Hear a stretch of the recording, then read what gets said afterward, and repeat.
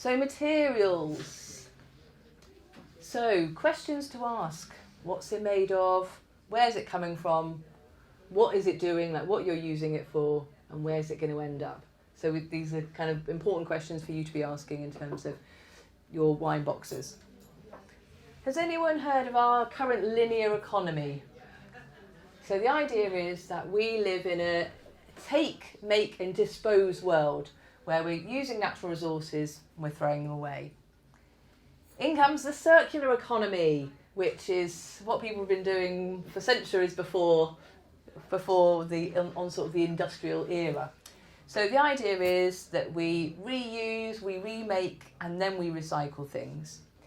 And this principle goes beyond waste management, so we're not just thinking about recycling or waste, we're thinking about how can we regenerate natural and social systems. So good circular economy thinks about how do we work with the community, how do we create jobs, how do we improve things for nature, which means that we design out waste and pollution, we extend the useful life of things, we design products for reuse, repair and remanufacture, and we avoid materials with chemicals or hazardous materials. Again, the circular economy can really help us to make decisions. So what is a circular option? What is something that's got a lower environmental footprint? How can we keep it in use for as long as possible? And we reduce the materials that are required. Recycling is not the priority, it's only an outcome. So that can be really kind of freeing. So what are the choices? So no one really works in art here, but example, an artist did a piece of work where they were looking at how could they reuse things. And they used wood and plastic. They learned some new skills and they reclaimed timber, they learned how to replane wood, and they used materials, so they turned plastic wrap and bubble wrap into their plastic. So you can see these tiles were made from recycled plastics.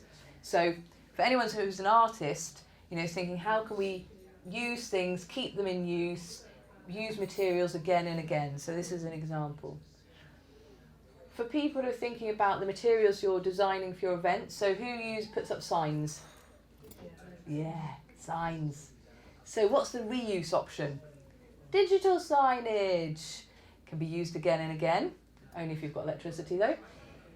Don't date or brand things, so you can print something, just don't put any names on it.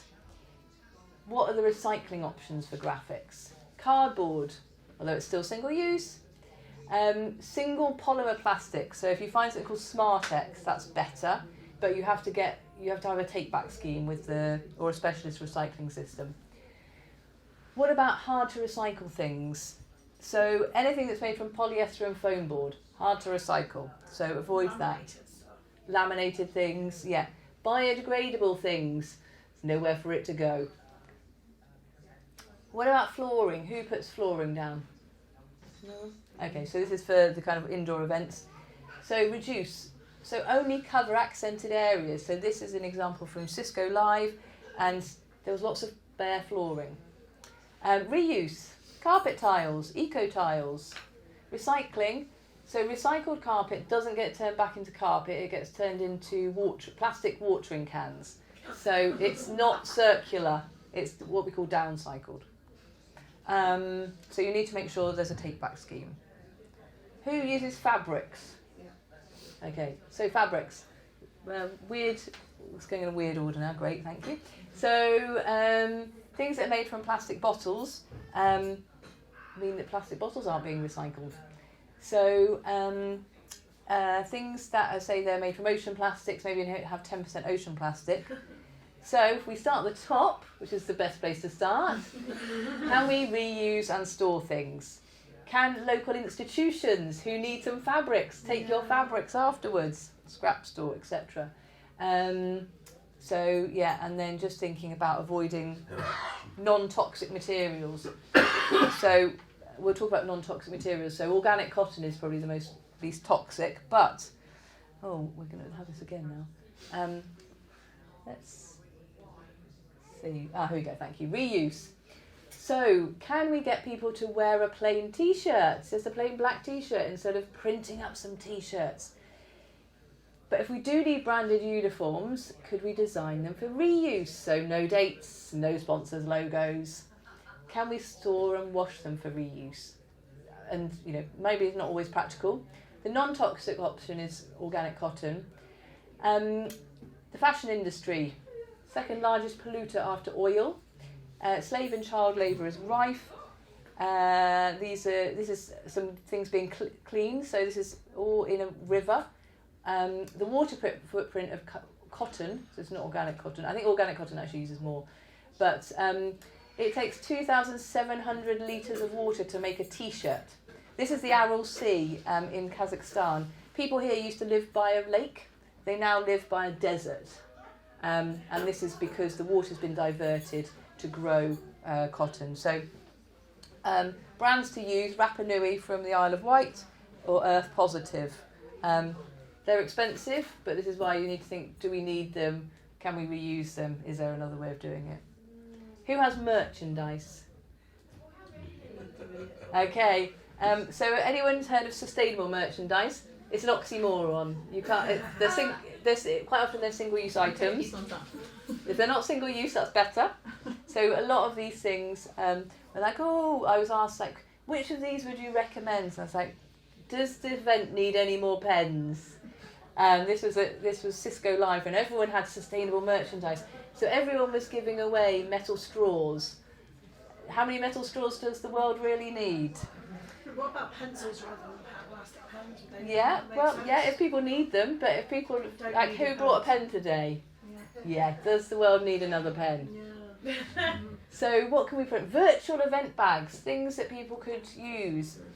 Meaningful brand engagements. Most merchandise is about trying to kind of build a relationship. How else could you do that? Recycled materials, so you can get pens made out of recycled money. Generally these things can't be recycled again. So what materials do we choose? Just because it's got those words in it: bio, eco, compostable, don't trust them. Look at what is available where you're trying to dispose of something. So can you put this in the bin there? Will it be composted, recycled? And start using this sort of a circular way of thinking about how could something stay in use for as long as possible? Or, like I was saying, your values or your priorities. So if your carbon reduction is your priority, then kind of use that. So just going to quickly cover off a few standards to look for, and again you can have these slides to go back on. For clothing, particularly fabric, t-shirts, as many of these as possible, because it's a tricksy industry. So you can start to ask these questions of your suppliers. So just a couple of minutes.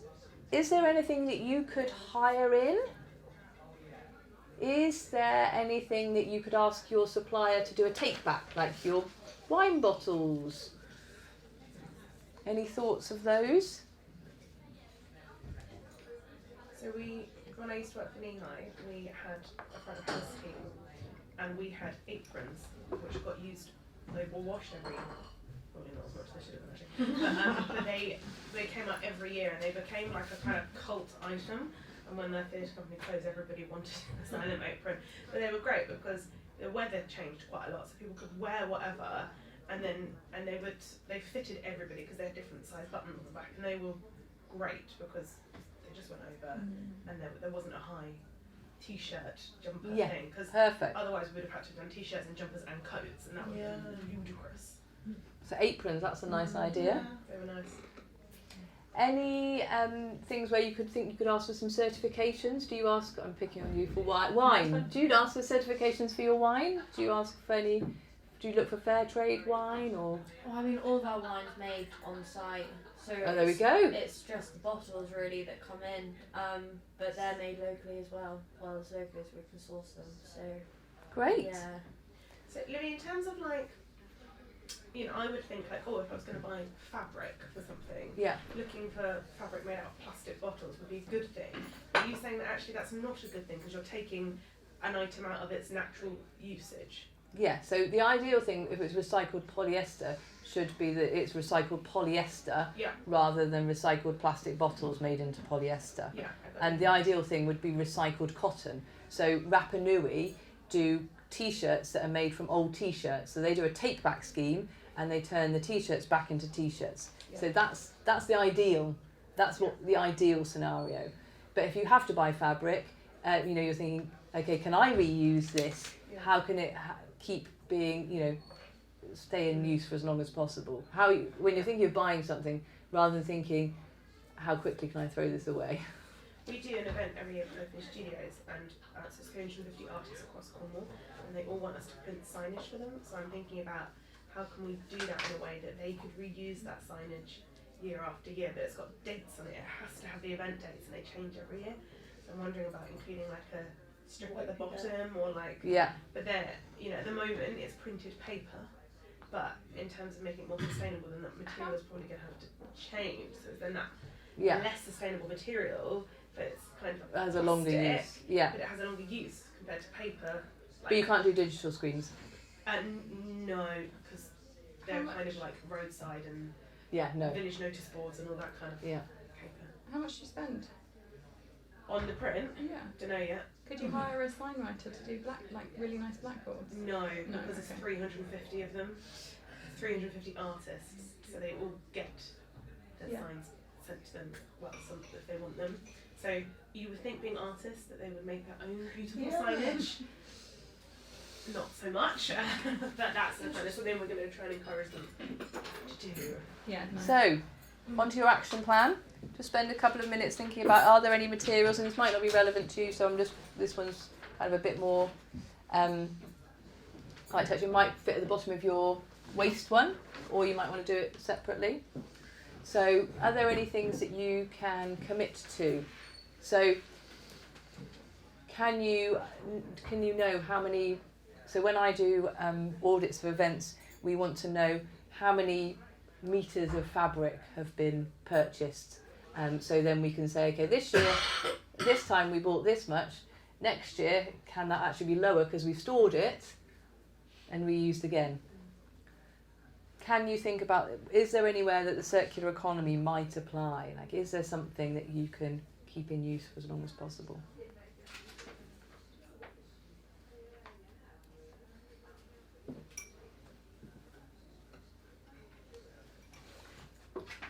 I know somebody who does lighting for a big band, and he said that every set he puts on, everything he designs, they're using new lights, and he said, new things, and he's like, yeah, there's storage that they can go and find lights, but everyone wants the new lights for every go. There's those kinds of things. You're like, oh wow, I didn't realise that. Everyone's new.